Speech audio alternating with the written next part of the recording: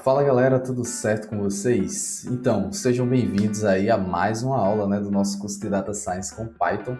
E hoje a gente vai para a nossa aula número 5, onde a gente vai dar continuidade. A gente está estudando a biblioteca do NumPy, mas hoje a gente também vai terminar de ver essa biblioteca, beleza? Então, com essa aula a gente conclui esse assunto aqui dessa biblioteca do NumPy, obviamente, mas a gente vai continuar, tá? A gente vai ver a próxima biblioteca, que é a do Pandas, e essa sim, ela é repleta de coisas que são extremamente importantes. Não que esse daqui não seja, é óbvio, né? Ele é a base para a gente entender melhor a biblioteca do Pandas. Mas nessa próxima biblioteca é que as coisas vão começar a ficar aí mais interessantes. É quando a gente vai começar a analisar aí bancos de dados, bases de dados, de uma forma bem mais legal, tranquilo? Então, fica ligado. Se você não é inscrito no canal, já se inscreve aqui embaixo, habilita as notificações para não perder os próximos vídeos, tranquilo? Bom, pessoal, se você não é inscrito ainda na turma lá do Google Sala de Aula, vou deixar o códigozinho aqui embaixo também, porque você pode praticar, beleza? Lá eu estou jogando listas de exercícios para vocês praticarem um pouco mais. E eu também não consegui fazer a live, como eu havia prometido no último vídeo, sobre o Jupyter Notebook, mas essa live vai sair, beleza? Eu já estou me reorganizando para que ela aconteça aí na próxima semana, tranquilo? Então, pessoal, hoje a gente vai continuar vendo os métodos importantes de um array NumPy e também como a gente pode usar máscaras em arrays, tranquilo? Então, já vou transferir aqui para minha tela e vamos nessa. Aqui eu já coloquei o roteiro da nossa aula de hoje, beleza? Então aqui tem os métodos importantes, eu coloquei a lista para não esquecer de nenhum deles e também tá aqui as máscaras, tá? O assunto que a gente vai falar também, que é máscaras. Então, a primeira coisa que a gente tem que fazer é sempre, importar a biblioteca que a gente está utilizando, que é a biblioteca do NumPy. E eu já executei essa primeira célula, a gente vai para a segunda. Nessa segunda eu vou criar um objeto aqui, np.array, tá? Um objeto array, só que na verdade eu vou usar até o random, tá? E vou usar o randn, que cria aí com distribuição normal, certo? Aleatoriamente. E aí eu vou colocar, por exemplo, 10 elementos. Então, se eu imprimir aqui para você, você vai ver que aqui é uma matriz unidimensional, tá? Que tem 10 elementos aí com valores aí positivos e negativos. Seguindo uma distribuição normal, ele gerou isso aí aleatoriamente para a gente. Eu vou criar uma matriz também, beleza? Eu vou chamar de mtx e ela vai ser também criada com np.random.randn e eu vou colocar essa matriz com um shape aí 3x3, certo? Então, se a gente imprimir aqui mtx, veja que essa daqui é a matriz que a gente construiu. Então, vamos começar a aplicar os métodos que eu trouxe aqui para mostrar para vocês. Na última aula, a gente já viu alguns métodos, mas da própria biblioteca do NumPy. Hoje a gente vai ver métodos que são, alguns deles bem parecidos, mas que estão intrínsecos aí ao seu objeto NumPy que você instanciou. Então, vê só, eu criei aqui um objeto NumPy chamado array, e esse array, internamente, ele possui alguns métodos. Então, por exemplo, um dos métodos a gente já viu é o ndim. O que é que esse ndim retorna? A dimensão desse array, beleza? Então, ele retornou 1 para o array. Se eu fizer a mesma coisa para a matriz, mtx.ndim, ele vai retornar 2, porque a dimensão da matriz é 2, ela é bidimensional, né? Outro que a gente viu que é muito importante é o shape, por exemplo. Então, se eu coloco array.shape, ele retorna para mim, na verdade isso aqui não é um método, tá? Mas é um atributo, e ele retorna para mim o shape, o formato. Como esse array aqui é unidimensional, 10 por 1. O 1 fica implícito, tá? Por isso que ele não coloca nada depois da vírgula. Se eu fizer para o mtx, obviamente, se a gente criou uma matriz 3x3, ele vai retornar para mim que o shape é 3,3. Beleza, pessoal? Então, isso aqui são os dois que a gente já viu antes, mas vamos partir para os próximos, tá? Um outro que é muito legal é esse dtype aqui, que vai retornar para você o tipo de dado daquele array. Então, se eu vim aqui array.dtype, então vê que ele retorna para mim que o tipo de dado desse array que está contido dentro desse array é float64. Óbvio, né? Como ele é um array de números decimais, como a gente viu aqui em cima, né? Então, claro que o tipo tem que ser float, né? E esse float 64, esse 64 é apenas a precisão para cada um desses números aí nas suas casas decimais, tá? Mas vê só, a gente pode ver para qualquer tipo de array. Se fosse um array booleano, ele ia retornar bool. Se fosse inteiro, ele ia retornar int. Inclusive, a gente pode alterar o tipo de dado de um array NumPy. Como é que a gente pode fazer isso? Usando o próximo método que eu listei lá em cima para você, que é chamado aí SType, beleza? Então, eu posso definir que eu quero esse array aqui, que eu chamei de array, no caso, como tipo tal. E aí esse tal aí é justamente o que você vai ter que digitar aqui entre aspas simples, como string, certo? Assim como ele retornou aqui como string também, ó, float64. Se eu colocar int, então, e executar, perceba que ele colocou aqui os mesmos valores que estão aqui em cima, ó, que a gente definiu para o array. Cadê o array? Esse aqui, ó. Então, esses mesmos valores que estão aqui, só que truncados, ou seja, ele despreza as casas decimais. Observa comigo que todos esses primeiros números aqui, eles são 0, alguma coisa, seja positivo ou seja negativo. Quando ele despreza as casas decimais, fica 0 mesmo, ou seja, ele dá uma truncada, né? E esse aqui, ó, por exemplo, é menos 1.63, vai ficar menos 1. E esse último é menos 1.96, vai ficar menos 1 também. Então, por isso, ó, que todos os elementos ficaram 0 e somente esses dois aqui ficaram menos 1, beleza? Eu posso fazer isso para a matriz também, se eu quiser. Então, eu posso colocar aqui mtx.sType e posso colocar, por exemplo, int. E aí, ó, vai ter só um elemento que é 1, os outros são todos 0, porque ó, se você olhar a matriz aqui também, você vai ver que só esse elemento aqui é 1 ponto alguma coisa, os outros são 0, alguma coisa ou menos 0, alguma coisa, por isso ficaram 0, tá? Eu também posso usar, pessoal, outros tipos, por exemplo, array.sType, posso colocar bool, por exemplo, tá? Que é booleano. Então, ó, todos são verdadeiros, por quê? Porque falso é só quando é 0, e não tem nenhum elemento 0 nesse array daqui de cima, que a gente criou aqui em cima, ó. Não tem nenhum valor como sendo 0. Então, se a gente colocar algum valor, por exemplo, eu vou colocar array na posição 2 sendo 0, tá?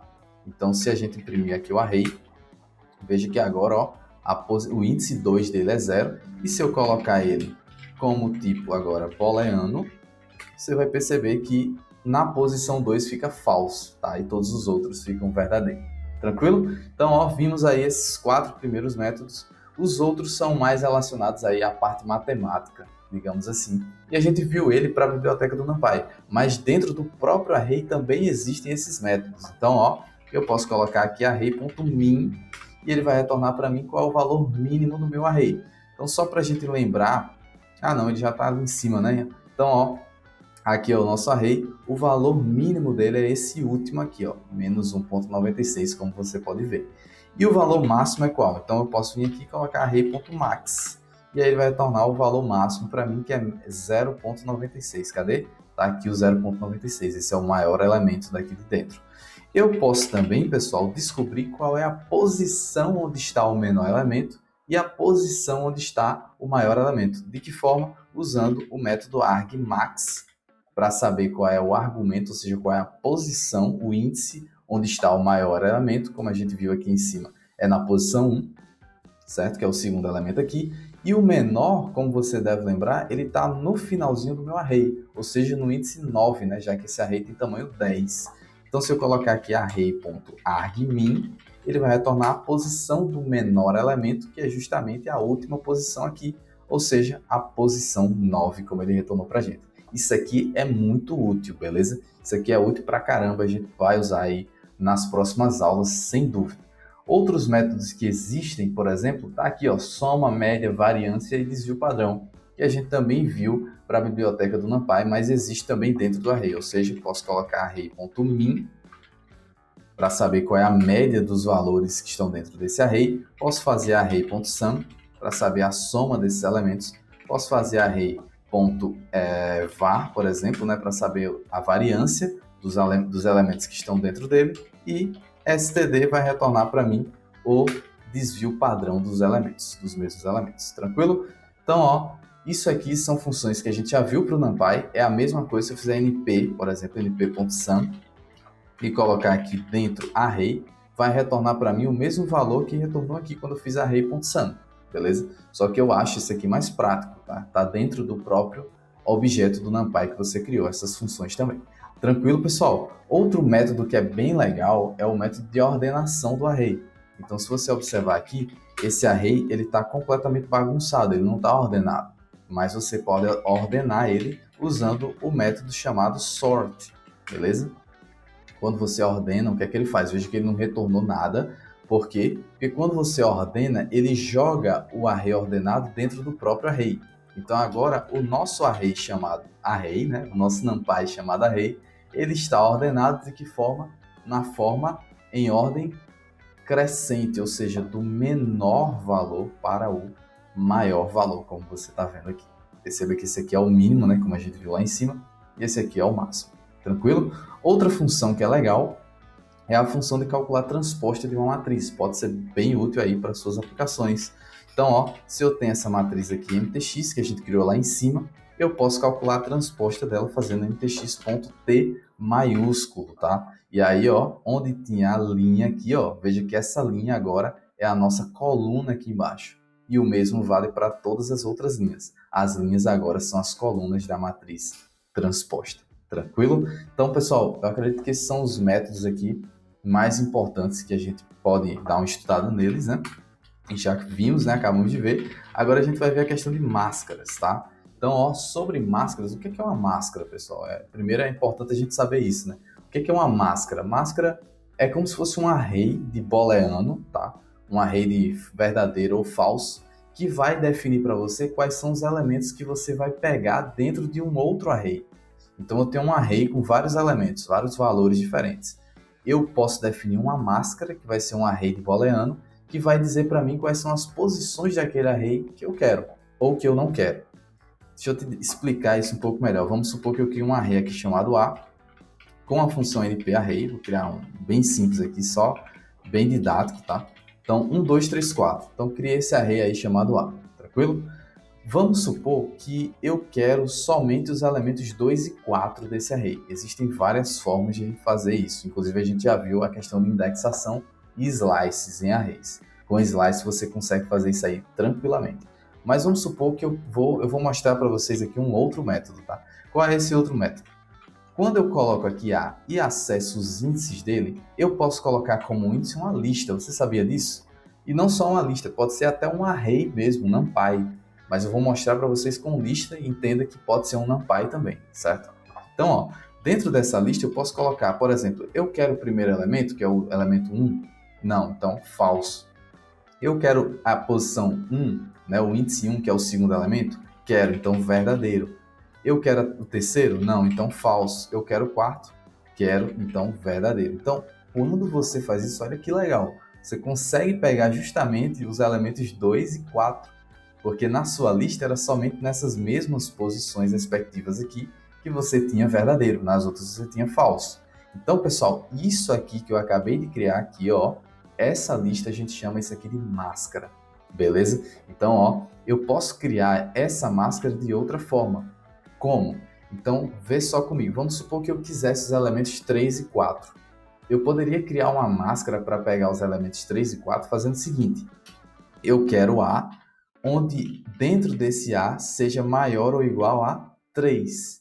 Então, quando eu faço isso, eu pego o array e coloco ele para comparação, alguma operação de comparação, como no caso aqui eu coloquei maior ou igual a 3, o que é que ele retornou para mim? Ele retornou uma máscara, beleza? Ele criou um array também, com o mesmo tamanho do array A, e ele colocou falso nas duas primeiras posições e verdadeiro nas duas últimas. Por quê?